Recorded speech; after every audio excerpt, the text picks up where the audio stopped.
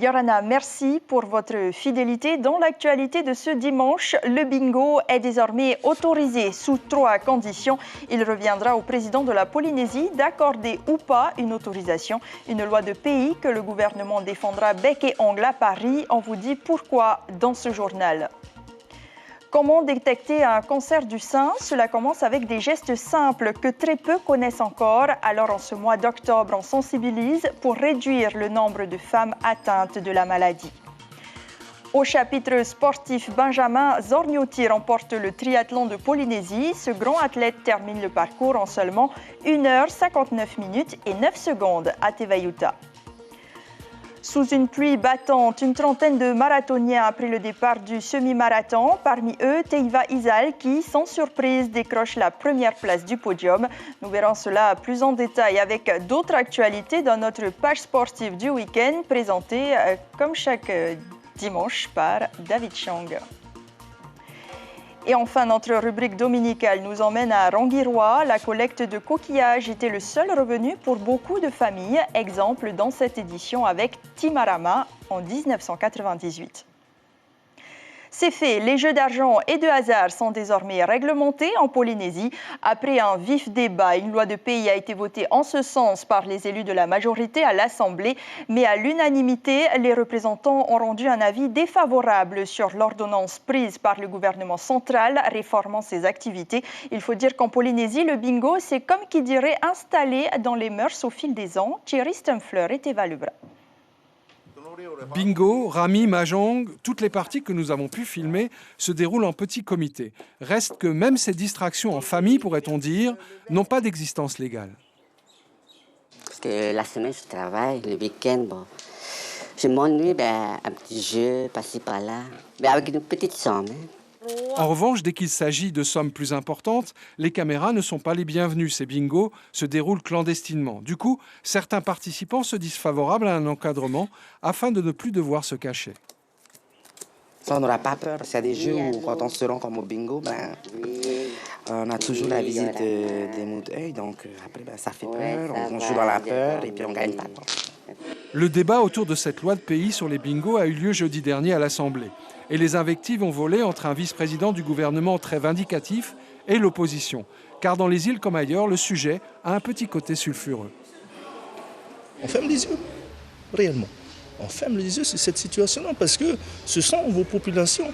Et ces populations, la plupart, ce sont des femmes, ce sont des mamans qui ne demandent qu'à se retrouver autour d'une table et à partager ces moments-là. Là où les choses se compliquent encore, c'est qu'une ordonnance venue de Paris vise à interdire les jeux d'argent non officiels. Le gouvernement local, lui, espère imposer son propre texte au nom de l'autonomie. Nous estimons que cette ordonnance vient empiéter sur un certain nombre de compétences statutaires, donc on ne va pas se laisser faire. Et ça ne va pas nous empêcher de légiférer chez nous. Donc ça nous paraissait important, de toute façon, que cette loi de pays, dès lors qu'elle a reçu le soutien de la majorité des élus, soit votée, parce que ça étayera d'autant plus notre position à l'Assemblée nationale et au Sénat sur le projet d'ordonnance, qui, à mon sens, méconnaît la situation polynésienne. Retour sur le terrain avec cette famille qui se réunit entre frères et sœurs tous les dimanches pour un bingo. Ils ne fréquentent plus les gros bingos, car les dés seraient pipés côté organisateur. C'est toujours eux les gagnants, quoi. C'est jamais nous. Ils prenaient un peu trop, et puis entre eux, ils ne font pas payer la famille, ils ne font pas payer les gens qui ramassent les sous. Enfin, on a tout vu ça. Et du coup, ça m'a écœurée. Taxer ou contrôler les organisateurs de gros bingo, notre joueuse n'y croit pas. Même si vous réglementez, je ne crois pas que ça va se faire parce que les gens ils trouveront toujours à mettre de l'argent dans leurs poches. Pour eux-mêmes, quoi, je dis bien. C'est pas comme des choses qu'on voit, quoi. C'est des choses qui sont cachées. Et eux, ils vont jamais dire qu'ils ont gagné, par exemple, le mois 200 000 ou 300 000. Ils vont jamais dire ça. Voilà donc une loi de pays qui s'oppose à une ordonnance française, le tout dans une atmosphère de méfiance du côté des gros joueurs. Un micmac dont on n'a sans doute pas fini de parler. Tevarofric, le vice-président, a précisé qu'il fournira tout l'argumentaire nécessaire aux parlementaires polynésiens pour défendre ce dossier à Paris. Le cancer du sein est la deuxième cause de décès par cancer chez la femme. Pour réduire ce nombre, on se mobilise tout ce mois d'octobre pour sensibiliser le plus grand nombre. C'était le cas aujourd'hui au CHPF. Des professionnels de santé n'ont pas hésité à consacrer leur journée à la prévention au travers d'ateliers d'information. À cette occasion, les couloirs de l'hôpital se sont parés de roses. Nicolas Suir et Hubert Yao. Là, tu as senti ce nodule qui est dur, irrégulier, et regarde, cherche dans cette zone. La palpation mammaire, un incontournable de cette journée de lutte contre le cancer du sein. Car l'exercice n'est pas aussi simple qu'il y paraît. Alors en cas de doute, consultez un médecin. C'est pas évident. Même en étant guidée, il y a un nodule que j'ai pas réussi vraiment à sentir parce qu'il était vraiment très en profondeur et apparemment il était accroché au muscle. Donc à un stade avancé et il faut vraiment y aller, vraiment appuyer fortement. Autre atelier proposé pour Octobre Rose, la visite de la salle de radiothérapie. Elle tourne tout autour de lui. Le patient il se retrouve à peu près à ce niveau-là. Mise en place depuis 1 an, cette visite a pour but de familiariser d'éventuelles patientes avec les impressionnantes machines du service et aussi de dédramatiser l'idée de la radiothérapie. Quand on ouvre Internet et qu'on tape radiothérapie, ça fait peur. On voit un peu de tout, on voit la radiothérapie d'il y a 20 ans. Donc du coup, les gens ils ont peur d'avoir plein de réactions, d'être brûlés. Souvent, on associe radiothérapie et brûlure. Donc du coup, il faut qu'ils comprennent que les techniques ont évolué, que les machines sont beaucoup plus modernes que les machines qu'il y a 20 ans. Et puis, il y a l'accélérateur linéaire de radiothérapie. Il peut s'avérer effrayant. J'ai vu cette grosse machine, donc ça fait un peu peur. Hein. Voilà, donc, au moins, j'ai vu comment ça se passe. Comme ça, le jour où ça arrivera à moi ou ma famille, je saurai comment on traite ce genre de maladie. Enfin, l'événement phare de la journée, le défilé de mode organisé par le lycée de Faha. En pleine préparation, élèves et professeurs s'évertuent à valoriser au mieux chacune de leurs créations. Paréo, chemises, couronnes et autres tenues cousues et parées tout au long de l'année. J'en avais marre de faire des exercices pédagogiques et que ça ronge dans le classeur en fait. Je voulais donner un sens aux élèves, mettre des projets en place. L'idée est également née suite au constat qu'après une ablation du sein, les femmes se sentent enlaidies. Et ce, même après une reconstruction mammaire. Le but du défilé, redonner le sourire et égayer au moins pour une journée l'hôpital du Taoné. Rappelons qu'en Polynésie, 130 à 150 nouveaux cas apparaissent chaque année. Un cancer dépisté assez tôt peut facilement être soigné. Et demain, la santé sera le thème de votre émission L'Invité Café. Ibrahim Ahmed Aziz reçoit Hervé Varé, le directeur de l'Institut Louis Malardé. Ils évoqueront ensemble les détails d'une enquête sur les maladies chroniques lancée la semaine dernière. Dans quelle mesure peut-on améliorer la cohésion sociale au sein des quartiers populaires en réunissant les familles autour d'un rendez-vous sportif, ludique et convivial? Une idée de la ville de Punaouia. Le challenge Trilogie Family permettait aux habitants de 4 quartiers prioritaires de se rencontrer le temps d'une journée. Un moyen aussi de mettre fin aux rivalités entre les différents secteurs de la ville, nous dit Marouya Perret, agent communal et une des coordinatrices du projet au micro de Christian Dezo.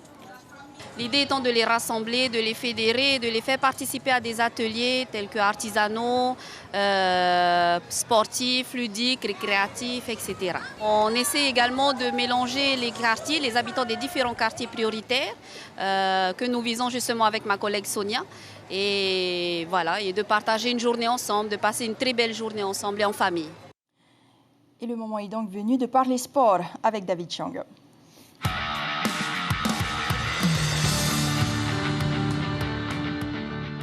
Je vous le disais en titre, le triathlon de Polynésie s'est déroulé à Tevayuta et le grand gagnant le termine avec un temps exemplaire. 1h59 minutes et 9 secondes. Il est signé Benjamin Zorniotti. Ça faisait 10 ans qu'il n'avait pas eu de temps en dessous des 2 heures pour un triathlon sur 51 km 500 en Polynésie.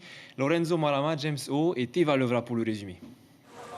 C'est dans cet écrin de verdure, le Motu Ovinia Papeari, que le coup d'envoi de la compétition a été donné. Au programme, 400 mètres de natation, 10 km de vélo et 2,5 km de course à pied à travers le jardin Harrison Smith. Cette fois encore, le quadruple médaillé d'or aux Jeux du Pacifique en juillet dernier au Samoa, Benjamin Zornotti n'a laissé aucune chance à ses adversaires. Moi, j'ai pas l'habitude de faire les courses tout seul. D'habitude, je suis à l'international où on est beaucoup et donc du coup, les temps c'est à peu près ça. Hein. Souvent, c'est moins de 2 heures. Mais là, tout seul, faire moins de 2 heures sur un parcours un peu venteux, le parcours à pied, il n'est pas évident du tout. Et c'est dans les jardins botaniques, donc c'est magnifique, mais on souffre un tout petit peu moins de la chaleur. Mais du coup, c'est H24 dans les cailloux, dans les gros arbres. Deuxième au classement général, Sébastien Sowinski n'a pas ménagé ses efforts face notamment à Régis Morando, premier en catégorie vétéran. Il a fallu gérer son effort. Il y avait Régis qui était devant moi, qui a fait un gros vélo. Donc le but pour moi c'était de gérer le vélo pour ne pas arriver trop loin de lui en course à pied. Et en course à pied, l'objectif était de forcer rapidement pour revenir sur lui. Et une fois que j'étais en deuxième position, le premier Benjamin qui est vraiment au-dessus du lot, c'était pas possible de le rattraper. Donc j'ai géré ma course et j'ai géré pour garder ma deuxième place jusqu'au bout. Les jeunes montent sûrement un peu de puissance en vélo. Et à pied, moi j'ai pas de vitesse, donc le résultat il est ainsi. Hein, je craque en course à pied. Et les seniors reviennent tranquillement un par un. Mais sinon très belle course, hein, très dure. La natation, le courant ne vous a pas beaucoup gêné? Non, il n'y avait pas de courant. J'ai pas senti de courant. Après j'étais à l'abri dans les pieds. J'ai pas forcément forcé en natation. Organisé par le club Conatry, le triathlon Gauguin se déroule à Papeari. À la clé cette année, un chrono en dessous de la barre symbolique des 2 heures. C'est une course qui s'y prête. La natation, elle est vraiment facile parce que c'est très lisse, il n'y a pas de houle. Le vélo, le goudron est bon, donc ça rend vraiment bien. Par contre, la course à pied, on a préféré le choix nature et l'espace en forêt. Donc il y a un peu de gravier, c'est roulant, c'est pas roulant justement, c'est fuyant. Donc c'est pas forcément les meilleures conditions. On est en Polynésie, il fait chaud. Voilà, mais Ben a d'autres objectifs que le championnat de Polynésie, quoi. Prochain rendez-vous pour les athlètes, le championnat des îles et les 30 ans de la fédération, les 9 et 10 novembre prochains. En rugby, le tournoi local A7 s'est terminé hier soir à Fataoua et qui l'emporte, David? Eh bien, c'est le club de Rapa Nui Matamua Rugby qui a remporté le tournoi. L'équipe s'est imposée face au pire ERC sur le score de 17-7. Il y a eu des récompenses individuelles aussi. Roberto Reva a été sacré meilleur marqueur du tournoi. Malia Isaacs est la meilleure marqueuse quant à elle. Et Francisco Javier remporte le titre de meilleur joueur du tournoi. Et à la Coupe du Monde, cette fois, la France s'est inclinée contre le pays de Galles malgré des passes plutôt très propres. Vous allez le voir dans ce résumé. Le score est de 20-19. Il y a eu aussi quelques coups de coude. Regardez. À Tahiti, où les courses hippiques ont repris à Pire. 4 courses au programme aujourd'hui. Pas de surprise. Ce sont les favoris qui ont dominé les débats. Women in League est arrivée en tête en amble attelé, de même que Waipipi Falcon. En trot attelé, Toari s'est imposé et en galop A, Alexandra Sanchez est arrivée première sur sa jument Scorch. On écoute justement sa réaction à chaud. Elle est au micro de Hubert Yao. C'était vraiment une super course. Il y a eu du challenge, c'était sympa d'avoir tous les copains à côté. À un moment donné, j'ai ralenti un peu le temps qu'ils arrivent. Quand je les ai vus arriver comme des boulets de canon, j'ai dit allez bébé, on y va. On a la chance d'avoir un très bon cheval, donc on a fait 4 courses, 4 victoires. Bon, on attend la championne Télénouille pour le 10 novembre normalement, donc là ce sera du beau spectacle. On repart à la presqu'île pour la 7e édition du Tahiti, du défi Tahiti, un aller-retour depuis la mairie de Tarawa. Teiva Isal s'est imposé une nouvelle fois. Il a remporté l'édition précédente. Il est venu défendre son titre alors qu'il sortait d'une blessure. Résumé tout de suite. Ils ont fait avec le temps capricieux de la presqu'île. 20 km en direction de Tautira, une distance littéralement avalée par Teiva Isal en jaune, même si cette fois-ci Reinui Ta'area lui a quelque peu compliqué la tâche. Teiva sort d'une blessure, mais ça ne l'a pas empêché de remporter également le 10 km de Punaru samedi dernier. Je pense que je fais un bon retour. Maintenant, il va falloir bien prendre soin du pied, bien le soigner pour les compétitions à venir. Parce que bon, avec Teva Poulain, on prépare le Simen Run qui se déroulera le 30 novembre à Montréal. Alors demain, j'enchaîne par encore 2h30 voire 3 heures d'entraînement. Autre parcours apprécié, le 10 km. Et dans la catégorie des Master 3, c'est Giannico Bino qui remporte la médaille, même si la course n'a pas été de tout repos. Sur les 5 premiers kilomètres, ça allait bien, mais pour le retour, on avait le soleil en face, c'était un peu dur. Et la montée à la fin, waouh! Cette année, la date a décidé de promouvoir les gestes éco-responsables en se servant de gobelets réutilisables, mais pas seulement. On peut se désaltérer avec de l'eau parfumée à la menthe, au gingembre, au pamplemousse. C'est aussi bon, bien meilleur pour la santé et surtout, ça limite la production de déchets. Des lots seront tirés au sort pour que chacun ait sa chance. Et ces lots sont exclusivement faits de produits locaux et respectueux de l'environnement. Les amoureux de la course à pied se donneront rendez-vous le 11 novembre pour la Feria Carrefour, si les jambes le permettent. Et enfin, un clin d'œil aux enfants de Huapou. Le cross scolaire a rassemblé 200 enfants. Et l'objectif de cette compétition conviviale, c'était entretenir et donner le goût à l'effort à travers une course effectuée sur un terrain varié et adapté à chaque niveau de classe. Maîtriser également sa respiration et ses capacités motrices, que ce soit avant, pendant ou après la course. Et participer ensemble, bien sûr, à un moment convivial afin de pouvoir associer effort et plaisir. Voilà, c'est tout pour le sport, Ayata, pour cette semaine. Samedi prochain, je reviendrai, bien sûr, avec la Hawaii Nui Va'a. Merci David, on vous retrouve week-end prochain.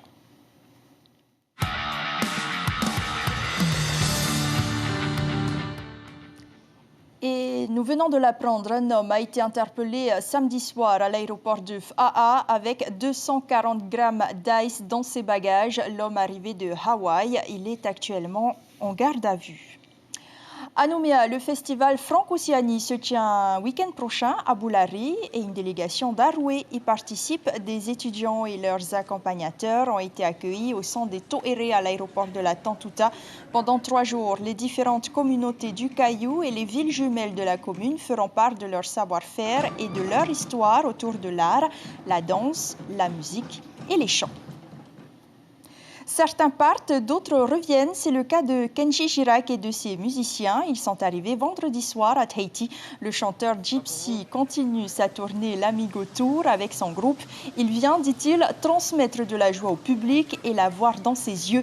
Depuis sa victoire dans la saison 3 de The Voice, il a maintenant 180 concerts à son actif. Il en rajoutera un de plus vendredi prochain à Toata, mais avant, il sera l'invité de Mickey dans l'émission Tauri Agents en radio mercredi à 17h, puis à 2 journaux télévisés à 19h.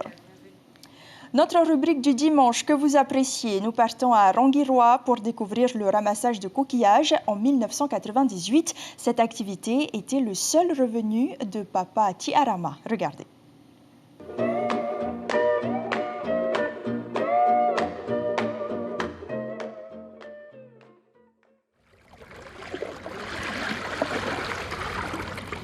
Kauraufaha, à 1 heure de bateau d'Avatoru. C'est ici qu'habite Timarama. Pour vivre, il exploite la seule richesse du Moutou, ces coquillages de toutes les couleurs, on les appelle les poupous. Timarama a repéré à 1 demi-heure de marche des endroits déjà exploités par les anciens. C'est là qu'il creuse des heures durant pour trouver ces minuscules coquillages qu'il revendra à ceux qui fabriquent les colliers. Le travail est fastidieux, seuls instruments, une binette, des tamis et ses mains. Je dois creuser pour trouver les coquillages. Quand c'est profond, il y a les jaunes, les oranges, les blancs et au-dessus, je trouve les rouges. Timarama doit ensuite laver, trier puis sécher les coquillages pour faire ressortir leurs couleurs. Il les vendra à Rangiroa 2400 francs le kilo.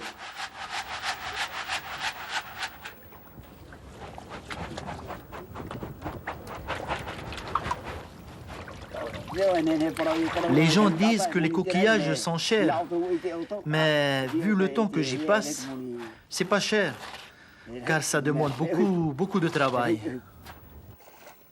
Le travail terminé, Timarama retrouve sa maison sur l'eau pour échapper aux moustiques et aux nonos. Cela fait 20 ans que ce natif de Wahine s'est installé ici. Je suis loin du village, mais ici, je suis mon propre patron. Personne ne me dit ce que je dois faire. Et quand je suis fatigué, je m'arrête et je recommence, grâce à Dieu. Les enfants de Timarama ont quitté le Moutou. Ils vivent aujourd'hui à Papeete. La seule à rester, sa femme, elle rentrera dans quelques jours. C'est ainsi que s'achève cette édition. L'information principale du jour concerne la réglementation des jeux d'argent, le bingo principalement. Il est désormais encadré par une loi de pays votée jeudi à l'Assemblée par les élus du Tapura Huir-Atira. Mais à l'unanimité, les représentants ont rendu un avis défavorable sur l'ordonnance prise par le gouvernement central réformant ces activités. La loi de pays sera défendue bec et ongle à Paris par les parlementaires polynésiens. À suivre cette semaine, demain, l'enquête sur les maladies chroniques lancée la semaine dernière par l'Institut Louis Mallardet se poursuit à Paea. Mardi aura lieu le traditionnel exercice de manœuvre baptisé Marara qui se déroule tous les 2 ans. Et enfin, vendredi, les pirogues des équipages engagés pour la 31e édition de la Hawaii Kinuiv A embarquent pour Huahine. Vos quotidiens demain, la Dépêche s'intéresse à l'élan de solidarité autour du jeune Tamahere. Taitien, faux titre, Dif Aapu Bio contre la galère. Merci de nous avoir suivis. L'actualité reprend demain matin en radio dès 5h avec Ibrahim Ahmedazi et Carlos Natua. À suivre une comédie sentimentale, L'Ange Gabriel. Portez-vous bien, très belle semaine. On se sépare sur cette belle prestation Pin AA. C'était hier soir à la Maison de la Culture.